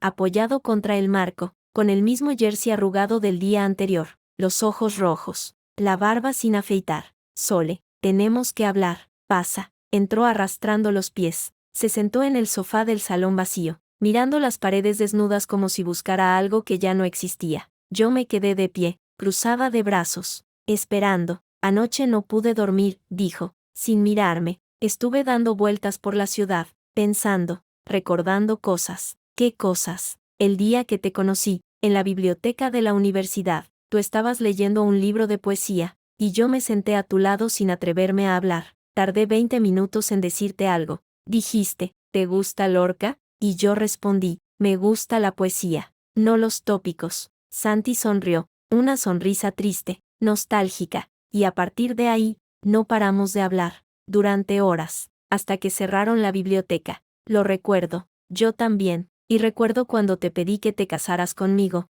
Estábamos en Montjuic, viendo las luces de la ciudad. Tú dijiste que sí, y yo sentí que era el hombre más feliz del mundo. ¿Y qué pasó, Santi? Pregunté, con voz firme. ¿Qué pasó con ese hombre? Él levantó la cabeza, me miró por primera vez desde que entró, sus ojos estaban llenos de lágrimas. Me convertí en lo que mi padre quería que fuera, un de la Vega, un hijo de puta con apellido. No te disculpes, no quiero disculpas. ¿Qué quieres entonces? Quiero que entiendas por qué estoy haciendo esto, que no es por venganza, es por justicia. Santi asintió, lentamente, se secó las lágrimas con la manga del jersey. Mi padre ha llamado esta mañana. Está intentando volver, pero todos los vuelos están llenos. Llegará el día 3. Lo sé. Dice que va a arruinarte, que va a contratar a los mejores abogados, que te va a quitar todo, que lo intente. Sole, no sabes de lo que es capaz. Mi padre no se detiene ante nada, yo tampoco. Santi se levantó, caminó hacia mí, lentamente, se detuvo a 1 metro de distancia. ¿Todavía me quieres? La pregunta me golpeó como un puñetazo en el estómago. Lo miré, su rostro demacrado, sus ojos suplicantes. El hombre del que me enamoré, no lo sé, Santi, ya no sé nada. Podríamos empezar de cero, irnos los dos, dejar atrás a mi familia, la bodega, todo, empezar una vida nueva, y huir. ¿Eso es lo que propones? No es huir, es sobrevivir. Negué con la cabeza. No, Santi, yo ya no quiero sobrevivir, quiero vivir. Y para vivir, necesito cerrar este capítulo. Necesito que tu familia pague por lo que hizo, incluso si eso significa destruirme a mí. Tú ya te destruiste solo el día que me dejaste en tierra mientras te ibas a Hawái. Santi bajó la cabeza, dio media vuelta y caminó hacia la puerta. Antes de salir, se giró. ¿Sabes qué es lo peor? Que tienes razón, y que te odio por ello. Salió, cerró la puerta detrás de él. Yo me quedé sola, en el salón vacío, escuchando el eco de sus pasos alejándose. Pasaron 2 días. El 3 de enero, don Javier y doña Pilar llegaron a Barcelona. No me llamaron, no me avisaron. Simplemente aparecieron en la puerta de la mansión a las 8 de la mañana, con las maletas todavía puestas y el odio brillando en sus ojos. Don Javier golpeó la puerta con el puño cerrado. Abrí. Estaba vestido con un traje arrugado, la corbata floja, el pelo despeinado. Doña Pilar, detrás, parecía una sombra de sí misma. «Devuélveme mis llaves», gritó don Javier, sin saludar. «No, esta es mi casa. Tienes 30 segundos para largarte». No es su casa, es la casa de la abuela, y la abuela me la donó. Don Javier enrojeció, dio un paso adelante, como si fuera a golpearme. No me moví, lo miré fijamente a los ojos. «Atrévase, don Javier, atrévase a tocarme, verá cómo le añado otro cargo a la denuncia». Se detuvo, su puño temblaba a centímetros de mi cara. «Eres una zorra, siseó, una zorra trepadora». Eso ya me lo dijo su mujer. ¿No tienen otro insulto? Doña Pilar se adelantó, su voz era fría, cortante. «Soledad, te lo pedimos por las buenas, devuélvenos las llaves, devuélvenos los documentos, y nos olvidamos de todo, te damos una indemnización, te vas, y cada uno por su lado». «No». «¿Cuánto quieres?», preguntó don Javier, con desprecio. «¿100.000? ¿200.000? Dime una cifra». «No quiero su dinero, quiero justicia». «Justicia», rió don Javier, amargamente. «No sabes lo que es eso. La justicia es para los pobres. La gente como nosotros compra la justicia. Pues inténtelo. Veremos quién gana». Don Javier sacó el móvil, marcó un número. «Policía, quiero denunciar una usurpación. Una mujer ha entrado en mi casa y no quiere irse. Esperé, no dije nada. Cuando colgó, sonreí. ¿Ha llamado a la policía? Perfecto, así podrán ver los documentos que acreditan que esta casa es mía. La sonrisa de don Javier se desvaneció. ¿Qué documentos? La escritura de donación, firmada por la abuela Carmen, notarizada, registrada, todo en regla. Eso es imposible, mi madre no haría eso, pues lo hizo, hace 3 meses, mientras usted planeaba vender su casa a sus espaldas. Ella planeaba dármela a mí. Doña Pilar soltó un gemido, se apoyó en la pared, pálida. Javier, ¿es verdad lo de la venta? ¿Ibas a vender la casa de mamá? Don Javier no respondió, su silencio lo decía todo. Javier, gritó doña Pilar, respóndeme, no es momento para esto. Pilar, si es momento, ¿ibas a vender la casa de tu madre sin consultarme? Era necesario, la bodega se iba a pique, necesitábamos liquidez, ¿y no se te ocurrió decírmelo? Porque sabía que te negarías. La discusión subió de tono, se gritaban el uno al otro, olvidándose de mí, olvidándose de todo. Yo me aparté, observando la escena con una calma glacial. Llegó la policía, 2 agentes jóvenes, educados. Les expliqué la situación, les mostré los documentos. Don Javier, mientras tanto, intentaba convencerlos de que yo era una estafadora. Señor de la Vega, dijo el agente, después de revisar los papeles, según estos documentos, la propiedad pertenece a la señora García. No podemos hacer nada, pero esos documentos son falsos, están notarizados y registrados. Si quiere impugnarlos, tendrá que hacerlo por vía judicial. Nosotros no podemos intervenir. Don Javier se quedó mudo, doña Pilar lloraba en silencio. Los agentes se fueron. Ve, dije, cerrando la puerta. La justicia existe, solo hay que saber usarla. Don Javier me miró con un odio tan puro que casi podía tocarse. Esto no se va a quedar así, Soledad, te voy a arruinar, te voy a quitar todo, te voy a hacer la vida imposible.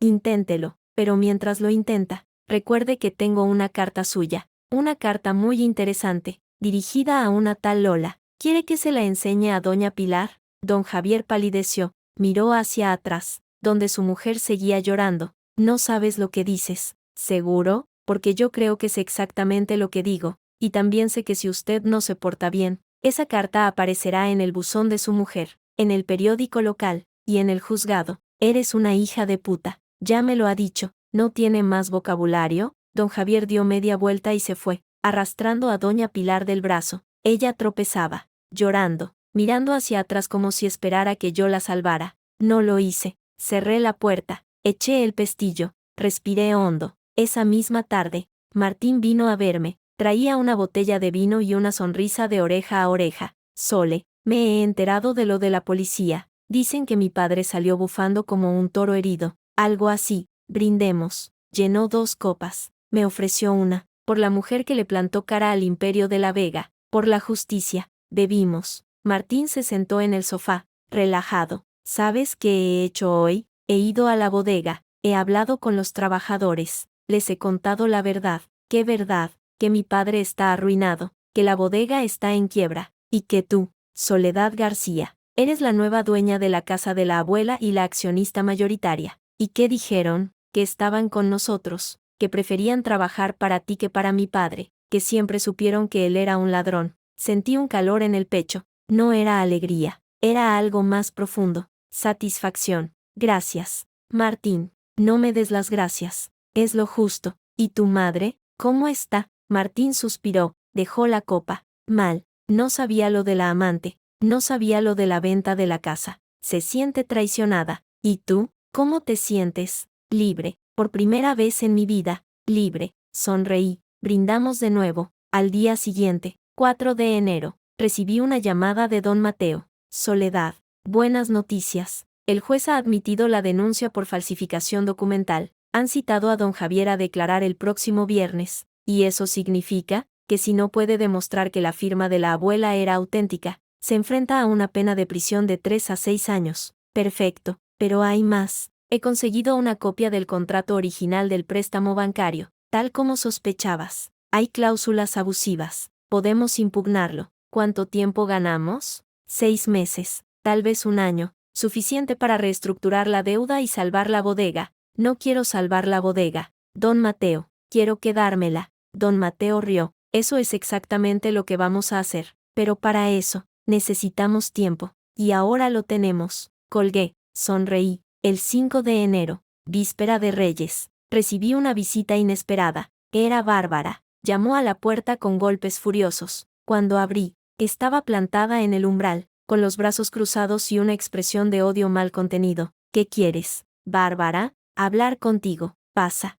Entró, miró a su alrededor. Las paredes vacías, los pocos muebles que quedaban. Has destrozado a mi familia. Tu familia se destrozó sola. Yo solo he acelerado el proceso. Devuélvenos la casa. Devuélvenos los documentos. Olvídate de la denuncia. No. ¿Cuánto quieres? Mi padre te pagará lo que pidas. No quiero dinero. ¿Qué quieres entonces? Que reconozcáis lo que hicisteis, que pidáis perdón, que os hagáis responsables. Bárbara rió, una risa amarga, hiriente. ¿Perdón? ¿Pedir perdón a ti? ¿A la criada que se coló en nuestra familia? Sigo siendo la misma que limpiaba tus vómitos después de tus borracheras. Bárbara, la misma que te cubría las mentiras con tus padres. La misma que te prestaba dinero cuando te quedabas sin Blanca. Eso era tu obligación. No, era mi generosidad. Y se acabó. Bárbara dio un paso adelante. Su voz se volvió un susurro venenoso. Escúchame bien, Soledad. Mi padre tiene contactos. Gente que puede hacerte daño.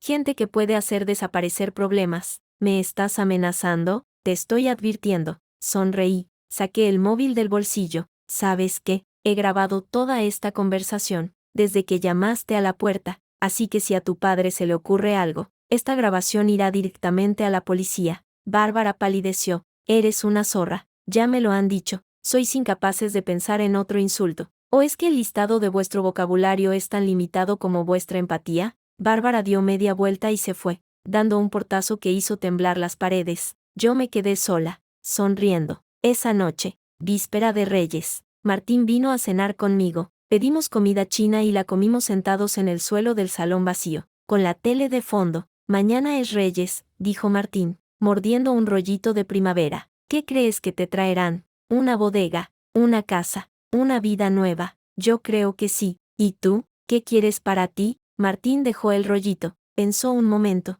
Quiero dejar de ser el hermano pequeño, quiero tener mi propia vida, mi propio negocio, algo que no tenga que ver con mi padre. ¿Podrías trabajar conmigo? En la bodega. ¿En serio? En serio. Necesito a alguien de confianza. Y tú eres la única persona de esta familia que me ha tendido la mano. Martín sonrió, una sonrisa amplia, sincera. Acepto. Brindamos con cerveza, por el nuevo año, por la nueva vida, por nosotros, por nosotros. Al día siguiente, 6 de enero, día de Reyes, recibí un mensaje de Santi. Sole, necesito verte, es importante. Quedamos en el café de siempre a las 12. Leí el mensaje varias veces. Luego respondí, vale, a las 12 menos cuarto. Llegué al café, un local pequeño, cerca de la universidad, donde solíamos ir cuando éramos novios. Santi ya estaba allí, sentado en una mesa del fondo, con una taza de café frío delante. Me senté frente a él, no pedí nada. Gracias por venir, dijo. Dijiste que era importante.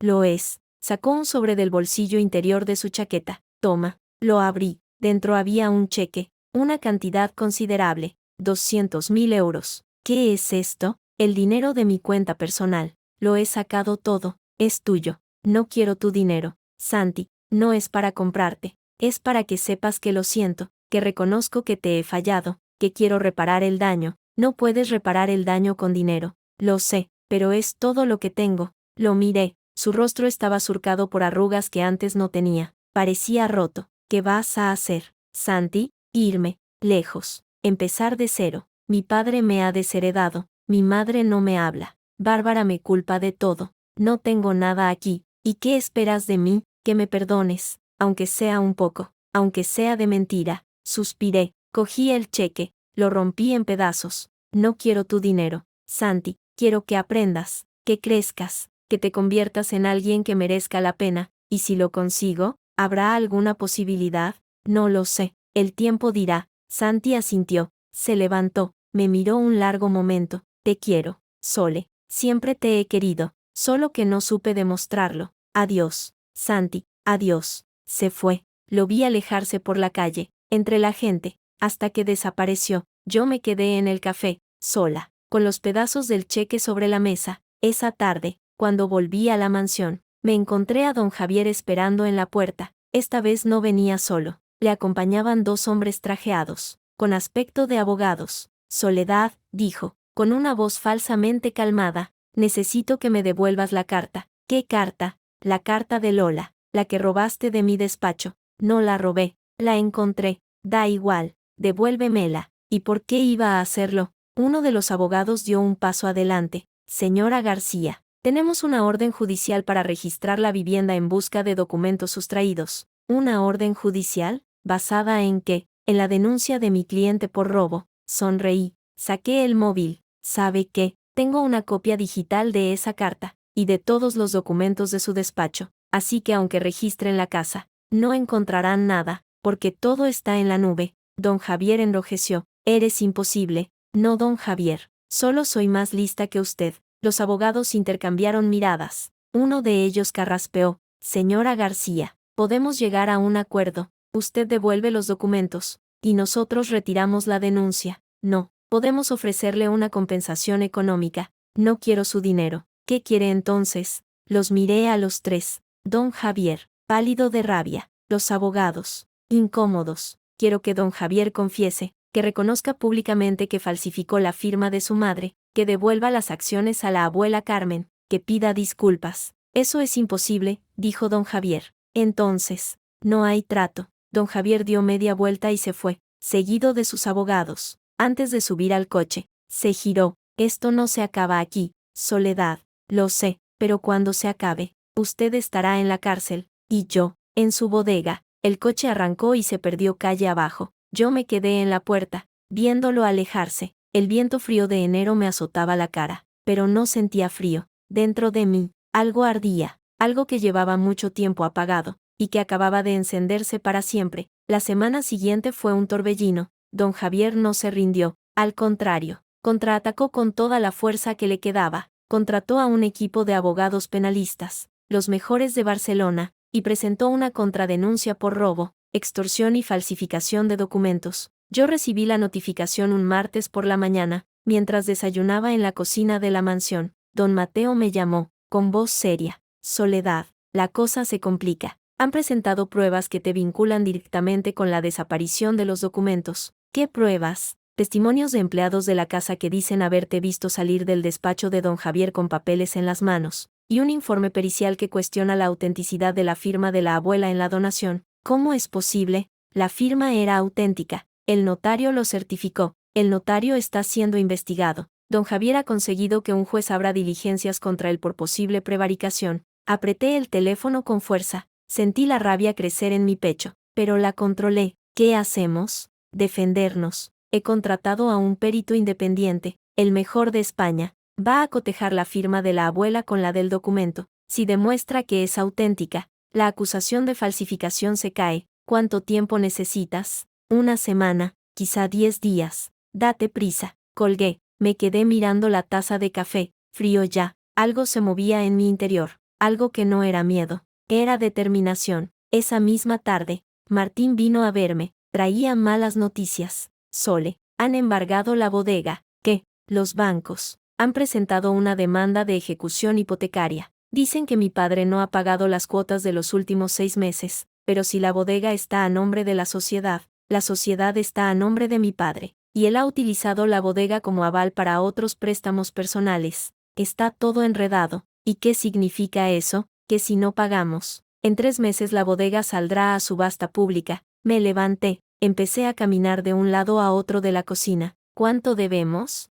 1.200.000 euros. Más intereses. Joder. Lo sé. Me detuve. Miré a Martín. ¿Y si vendemos la mansión? ¿La mansión? Pero si es tuya. La mansión es de la abuela, y la abuela me la donó a mí. Puedo venderla. Sole, esta casa vale mucho dinero, pero no lo suficiente. Necesitarías también la casa de la abuela, y esa ya la has perdido. No la he perdido, la he protegido. Da igual. El caso es que no tenemos suficiente liquidez. Me senté, apoyé la cabeza en las manos. Hay otra opción, dijo Martín, en voz baja. ¿Cuál? Hablar con mi padre. Negociar. ¿Negociar? ¿Con el hombre que me ha denunciado por robo? No con él, con mi madre. Levanté la cabeza. ¿Tu madre? Mi madre tiene dinero propio. Heredó una fortuna de sus padres. Mi padre nunca ha podido tocarlo porque está a nombre de ella. ¿Y por qué iba a ayudarnos? Porque odia a mi padre más que nosotros. Desde que supo lo de la amante, no le dirige la palabra. Está buscando una forma de vengarse. Lo miré largamente, busqué el engaño en sus ojos. No encontré nada. ¿Estás seguro? Mi madre me llamó anoche, llorando. Me dijo que lo sabía todo, que estaba harta de mi padre, que quería ayudarte. ¿Ayudarme? ¿Por qué? Porque dice que tienes razón, que te hemos tratado mal, que quiere redimirse. No me fío, ni yo, pero es nuestra única opción. Suspiré, asentí. Vale, organiza una reunión. 3 días después, el 10 de enero, me reuní con doña Pilar en un restaurante discreto de las afueras. Llegó sola, vestida de negro, sin joyas, sin maquillaje, parecía una viuda antes del entierro. Gracias por venir, Soledad, dijo, sentándose frente a mí. Martín me convenció. Martín es un buen chico, el único decente de esta familia. Pedimos café. Hubo un silencio incómodo. Sé que te he tratado mal, dijo doña Pilar, sin mirarme. Todos lo hemos hecho. Y lo siento. ¿Lo siente? ¿O lo siente porque la han pillado? Ambas cosas. Levantó la vista. Cuando me casé con Javier, yo también era como tú, una mujer de fuera, sin apellido, sin dinero. Su familia me despreció durante años, hasta que aprendí a callarme, a obedecer, a ser invisible. ¿Y por qué no me lo dijo antes? Porque me daba vergüenza, porque ver en ti lo que yo fui me recordaba lo que me había convertido. Y ahora quiero ayudarte, no por ti, por mí, para redimirme. ¿Cómo? Tengo dinero, mucho. Puedo comprar la deuda de la bodega, puedo ponerla a tu nombre. ¿A cambio de qué? De nada. Solo quiero que Javier pierda, que sepa lo que se siente al ser traicionado. La miré, sus ojos estaban húmedos, su voz temblaba. ¿Y su matrimonio? Mi matrimonio terminó el día que descubrí la carta de esa mujer. Llevo 20 años casada con un mentiroso, no pienso seguir ni un minuto más. ¿Qué hará? Divorciarme, quitarle todo, y luego, desaparecer. ¿A dónde irá? A algún sitio donde nadie me conozca, donde pueda empezar de cero. Asentí, cogí su mano, acepto su ayuda, pero con una condición. Dime, cuando todo esto termine, usted y yo seremos extrañas. No quiero deberle nada, no quiero que me reclame nada. Doña Pilar sonrió, una sonrisa triste, pero sincera. Eso es exactamente lo que quiero, desaparecer sin dejar rastro. Trato hecho. Nos dimos la mano, sobre la mesa, 2 tazas de café frío, 2 mujeres que habían sido enemigas y que ahora eran aliadas. Una semana después, el 17 de enero, todo cambió. Doña Pilar cumplió su palabra. Compró la deuda de la bodega por 1.300.000 euros. Luego, mediante un complejo entramado legal, transfirió la propiedad a una sociedad creada por don Mateo, cuyo único socio era yo. La bodega de la Vega era mía. Don Javier se enteró por una llamada de su abogado. Llamó a mi móvil. Fuera de sí, zorra, me has robado la bodega. No se la he robado, don Javier, la he comprado, con el dinero de mi mujer, con el dinero de su mujer, que ella ha decidido invertir en mi proyecto. Si tiene alguna queja, hable con ella. Te voy a matar. Eso sería un delito, don Javier, y ya tiene bastantes. Colgó. Bloqueé su número. Esa noche, celebré con Martín y la abuela Carmen en el pequeño piso de las afueras. La abuela estaba radiante, con una copa de vino en la mano. Nunca pensé que vería esto, dijo, con lágrimas en los ojos. La bodega en manos de alguien que la merece. No es mía, abuela, es nuestra. No, hija, es tuya. Tú te lo has ganado. Martín levantó su copa. Por Soledad García, la mujer que derrotó a los de la Vega. Por la justicia, respondí. Bebimos, reímos, lloramos. Pero la guerra no había terminado. El 22 de enero, don Javier cometió su último error. Desesperado, sin dinero, sin bodega, sin mujer, decidió huir. Pero antes, vació la cuenta de la empresa, unos 40.000 euros, y cogió un vuelo a Brasil con un pasaporte falso. Lo descubrimos al día siguiente, cuando su abogado llamó a don Mateo para comunicarle que don Javier había desaparecido. Ha huido, dijo don Mateo, al teléfono. Ha cogido un vuelo a Sao Paulo esta mañana. ¿Y qué hacemos? Nada, la policía ya lo está buscando. Tiene una orden de detención por malversación de fondos. ¿Malversación? Sí, al vaciar la cuenta de la empresa. Ha cometido un delito. Su abogado ha presentado una denuncia para desmarcarse. ¿Y ahora?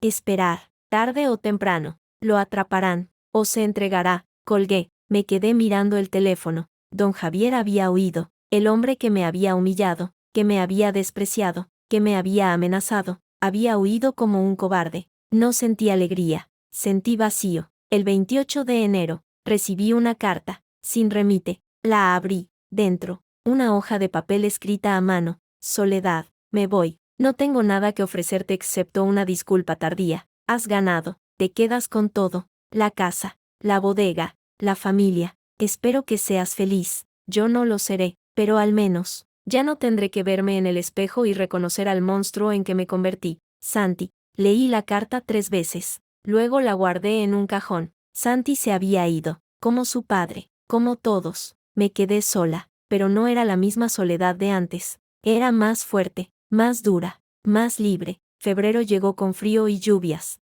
La bodega reabrió sus puertas bajo mi dirección. Los trabajadores, que habían estado meses sin cobrar, volvieron a sus puestos. Martín se encargó de la administración, yo, de la producción y las ventas. La abuela Carmen volvió a su casa, la que yo le había devuelto después de ganar la batalla legal. Doña Pilar se fue a vivir a una casa rural en Galicia, sola, como había querido. Bárbara desapareció del mapa. Se rumoreaba que se había ido a vivir con su novio a Marbella. Don Javier seguía prófugo. La policía lo buscaba, pero no encontraba rastro. Y Santi se había esfumado. El 14 de febrero, día de San Valentín, estaba en la bodega, revisando los pedidos, cuando entró Martín con una sonrisa misteriosa. Sole, tienes visita. ¿Quién es? Pasa, pasa. Detrás de él, apareció una figura que me hizo contener la respiración. Era Santi, pero no era el mismo Santi que se había ido. Llevaba el pelo más corto, la barba más larga, y una expresión diferente en los ojos, algo más sereno, algo más maduro. Hola, Sole. Santi, ¿qué haces aquí? He vuelto, para quedarme. ¿Por qué? Se acercó, lentamente, con cuidado, como quien se acerca a un animal herido. Porque he estado fuera 2 meses, he viajado, he pensado, he hablado con un psicólogo, y me he dado cuenta de una cosa. ¿Qué cosa? Que te he tratado como a una mierda, que he sido un cobarde, que he permitido que mi familia te destruyera, y que quiero cambiar. ¿Cambiar? ¿Cómo? No lo sé, pero quiero intentarlo. Si me dejas. Lo miré, busqué en sus ojos la mentira, el engaño. No encontré nada. ¿Y qué esperas de mí? Nada, solo que me des una oportunidad para demostrarte que puedo ser mejor. Y si no puedo, entonces, me iré, y no volveré a molestarte. Hubo un silencio largo. Martín nos miraba desde la puerta, sin atreverse a intervenir. Vale, dije, al fin, una oportunidad, pero si me fallas, no habrá segunda. Santi sonrió, una sonrisa tímida, insegura. No te fallaré, te lo prometo, y por primera vez en muchos meses. Le creí. No fue fácil. Los primeros días fueron extraños, incómodos. Santi vivía en una pensión, cerca de la bodega. Venía a trabajar conmigo, aprendiendo el oficio desde cero. Los trabajadores lo miraban con recelo, pero él se ganó su respeto con esfuerzo y humildad. Poco a poco, fuimos reconstruyendo algo. No era amor, todavía no. Era respeto, confianza, una base sobre la que construir. La abuela Carmen murió en marzo, plácidamente, mientras dormía. La enterramos en el cementerio de la familia, junto a sus antepasados. En su lápida, mandé grabar una frase que ella solía decir: la justicia tarda, pero llega. Don Javier fue capturado en abril, en Paraguay. Lo extraditaron a España y lo ingresaron en prisión preventiva. Su juicio se celebró en septiembre. Fue condenado a 6 años de cárcel por falsificación documental y malversación de fondos. Doña Pilar no asistió al juicio. Vivía en Galicia, dedicada a la jardinería y a la lectura. Me escribía de vez en cuando, cartas breves, sin rencor. Bárbara se casó en mayo con su novio millonario. No me invitó a la boda, tampoco habría ido. Y Santi siguió trabajando conmigo, día tras día, semana tras semana, demostrándome que podía cambiar, que merecía otra oportunidad. El 24 de diciembre, un año después de aquella Nochebuena en que me dejaron sola, estábamos en la bodega, cenando con los trabajadores. Martín, su novia, y yo, Santi, a mi lado. Alguien propuso un brindis. Por Soledad, dijo Martín. Por la mujer que nos salvó a todos. Por la familia, dijo Santi, mirándome. Levanté mi copa. Por la justicia, por la verdad, por los que se atreven a luchar. Todos bebieron. La música sonó, la gente rió, y yo, Soledad García, sonreí, porque había ganado,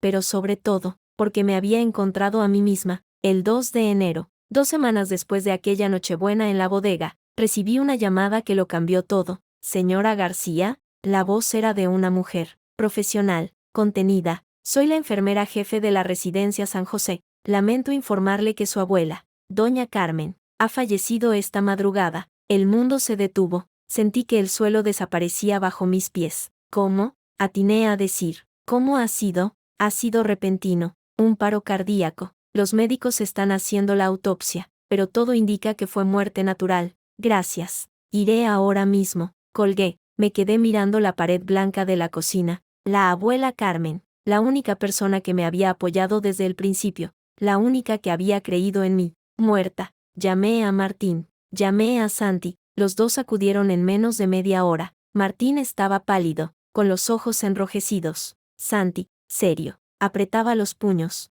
Vamos, dije, tenemos que ir a la residencia. En el coche, nadie hablaba. El silencio era denso, incómodo. Llegamos a la residencia San José, un edificio antiguo en las afueras de Barcelona. La enfermera jefe nos recibió en la entrada, con una expresión de circunstancias. Lo siento mucho. Doña Carmen era una mujer muy querida aquí. ¿Dónde está? Pregunté. En el depósito. El forense está terminando la autopsia. ¿Autopsia? Preguntó Santi. ¿Por qué autopsia? La enfermera dudó, bajó la voz. Porque había algo extraño en el cuerpo. Niveles anormales de potasio. Podría ser un infarto, pero el médico quiere asegurarse. Sentí un escalofrío recorrer mi espalda. ¿Niveles anormales de potasio? ¿Qué significa eso? Podría ser una sobredosis de medicación, algo que elevara el potasio rápidamente, como ciertos fármacos cardíacos. Martín dio un paso adelante. ¿Está diciendo que alguien pudo haberla envenenado? No estoy diciendo nada, solo que el forense está investigando.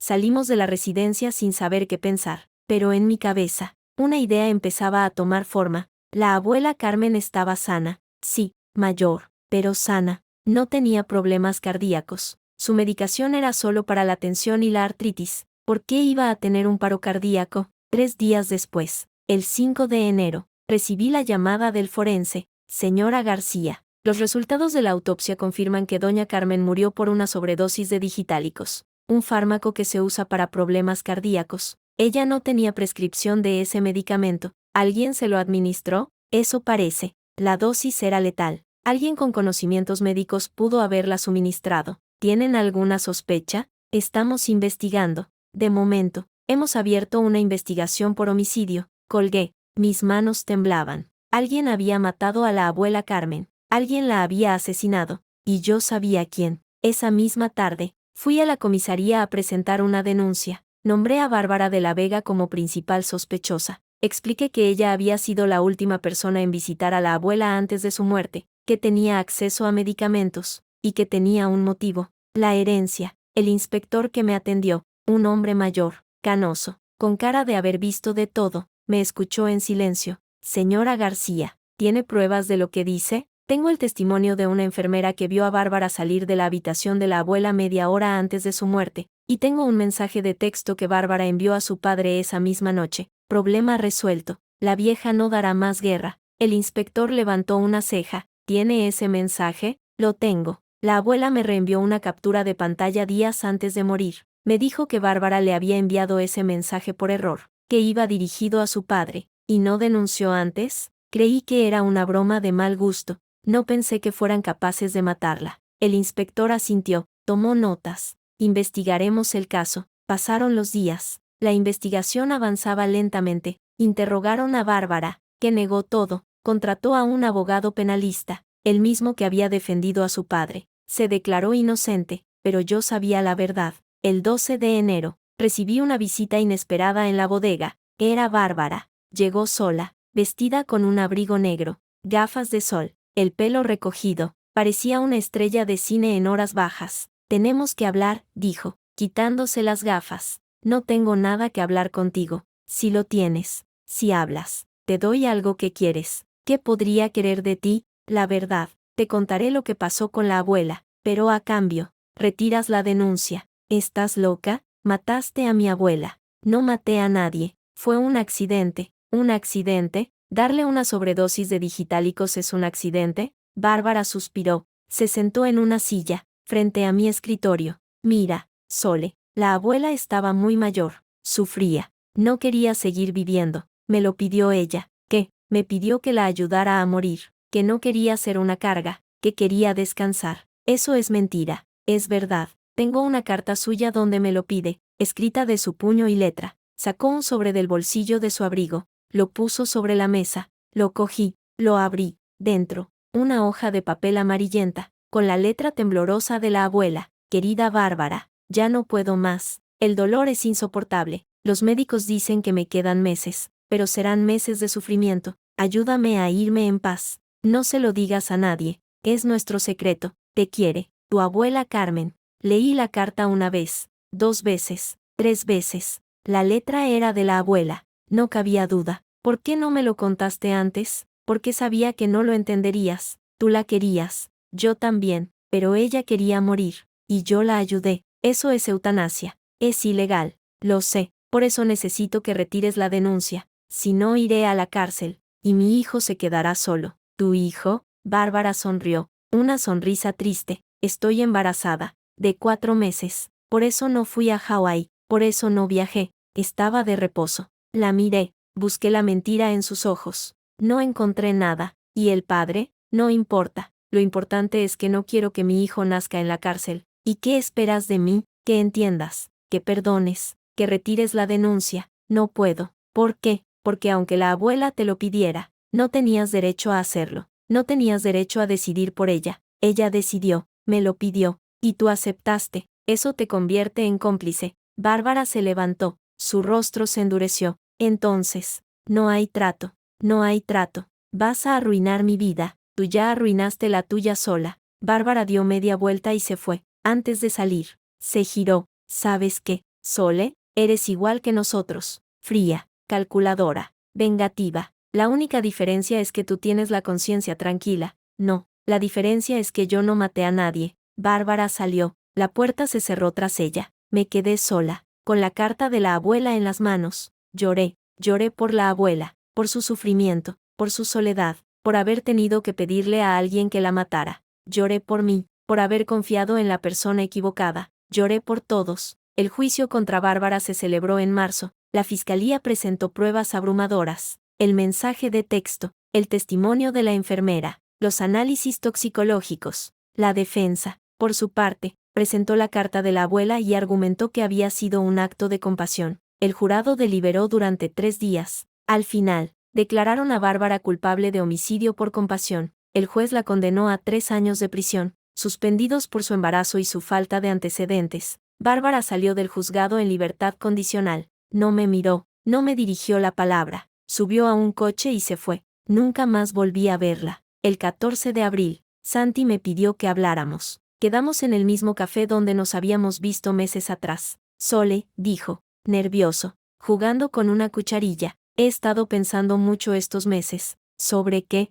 Sobre nosotros. Sobre lo que pasó. Sobre lo que podría pasar. ¿Y qué conclusión has sacado? Que te quiero. Que siempre te he querido. Pero que no sé si tú me quieres a mí. ¿Y eso qué importa? Importa. Porque si no me quieres, no tiene sentido que sigamos adelante. Lo miré. Su rostro estaba tenso. Expectante. No sé si te quiero, Santi. No sé si puedo volver a quererte después de todo lo que pasó. Lo entiendo, pero sí sé que confío en ti, y que quiero intentarlo. ¿Intentar qué? Construir algo nuevo, desde cero, sin los fantasmas del pasado. Santi sonrió, una sonrisa amplia, sincera, luminosa. Eso es todo lo que pido. Nos dimos la mano. Sobre la mesa, 2 tazas de café humeante. El 1 de mayo, reabrimos la bodega con una gran fiesta. Invitamos a todos los trabajadores, a los vecinos, a los proveedores. Hubo música, vino, comida. La gente reía, bailaba, brindaba. Yo estaba en el centro de todo, sonriendo, saludando, agradeciendo. Santi a mi lado, Martín a mi otro lado. Brindo por Soledad, dijo Martín,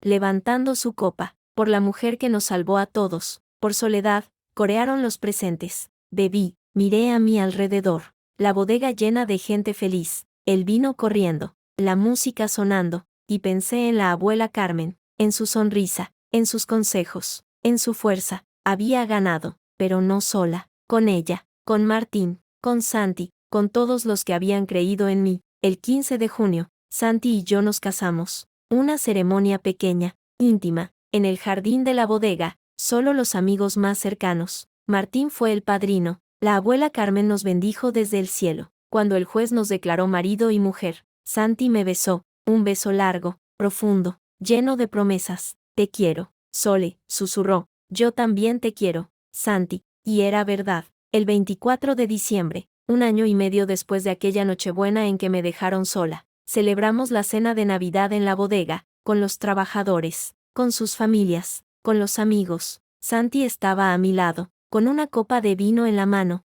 Martín, al otro lado, con su novia. Todos reían, hablaban, compartían. Alguien pidió un brindis. Por Soledad, dijo Santi, por la mujer que me enseñó lo que es el amor verdadero. Por Soledad, repitieron todos. Levanté mi copa, miré a mi alrededor. La gente que me quería, la familia que había construido, la vida que había creado. Por la justicia, dije, por la verdad, por los que se atreven a luchar. Bebí, y supe, con absoluta certeza, que había encontrado mi lugar en el mundo. No era la mansión de los de la Vega, no era el apellido de mi marido, era yo, Soledad García, la mujer que se atrevió a decir basta, la mujer que ganó la guerra, la mujer que, al final, encontró la paz.